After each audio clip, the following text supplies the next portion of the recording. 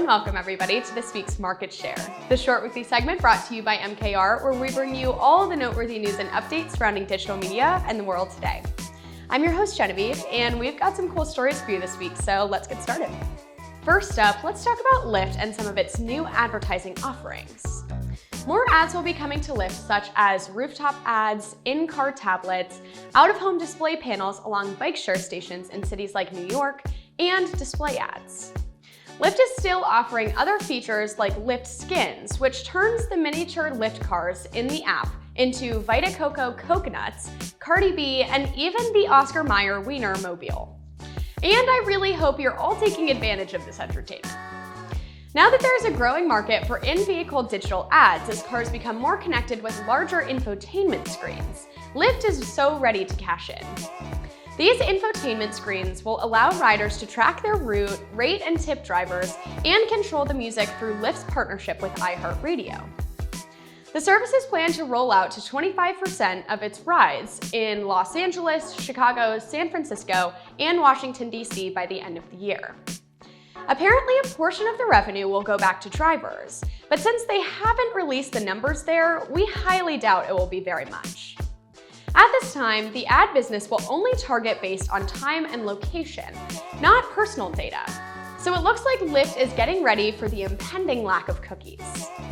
As cars become more digitized, opportunities for advertising are becoming boundless. So see if there's a way that you can make this kind of advertising work for you. Next up, let's talk about brand trust in terms of a not-so-usual suspect: colleges and universities. An NYU Stern marketing professor, Scott Galloway, once said, "The strongest brand in the world is not Apple or Mercedes-Benz or Coca-Cola. The strongest brands are MIT, Oxford, and Stanford." And a new special report from Morning Consult had a few supporting facts to this statement. 1. US colleges and universities are more trusted than other institutions. Yes, the US government, corporations, and media organizations all scored lower on trust than the place that takes all of your money and sometimes gives you dining hall sushi food poisoning. The most trusted schools are Johns Hopkins, William & Mary, University of Florida, and Washington University in St. Louis. But as we've talked about previously, Gen Z just isn't sold, as we can see by the 14% lower trust in US universities than baby boomers.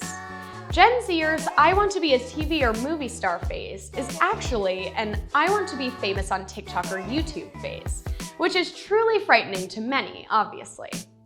And since so many people their age have been able to find fame on these platforms, Gen Zers are having trouble seeing why college could actually benefit them. And this is exactly why colleges are spending millions upon millions of dollars to convince prospective students to go to their school. Colleges and universities are fighting to keep student numbers high after the pandemic and in this new era of high school graduates looking for fame. So just remember how advertising can help you reach your goals, even if you're not spending millions. Third up today, let's talk about Nielsen and how many advertisers are searching for new measurement providers. Nielsen has always been the industry's primary currency, but recent survey results have found that there is an increased competition in all screens and cross-platform TV measurement, which is moving towards a big win for marketers searching for business and brand growth. 85% of respondents to the VAB survey have increased their use of measurement alternatives, but over 1/4 have seen less than half of their advertisers actively use or test a non-Nielsen measurement option.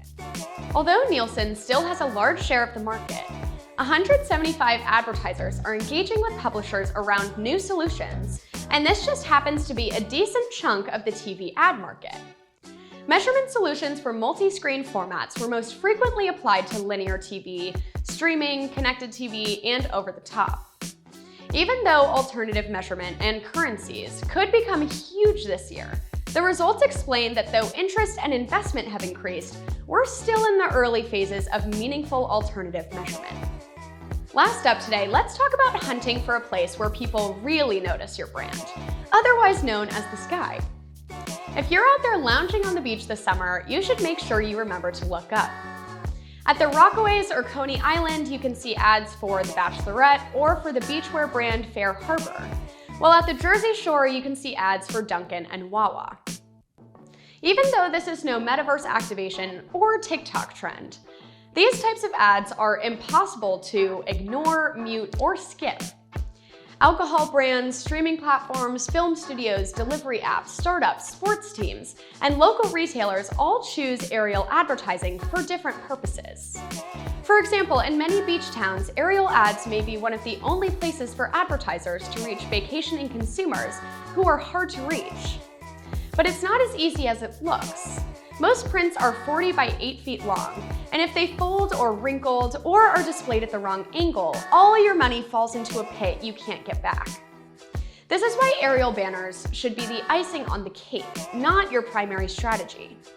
You also can't truly track the impact of your message in an aerial format, but at least you can go in knowing that it's a low-cost, smart, and effective awareness play that you can really use over and over again to be present at core events. Make sure before you get too deep into aerial ads that it's smart for you.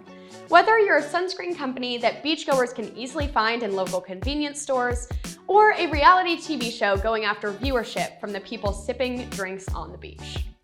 That's all for this week's Market Share. My name is Genevieve, and I'll see you all next week.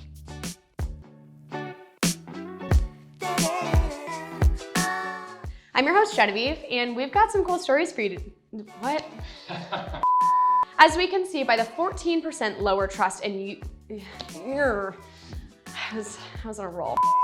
And this just happens to be a decent chunk of the TV Nope.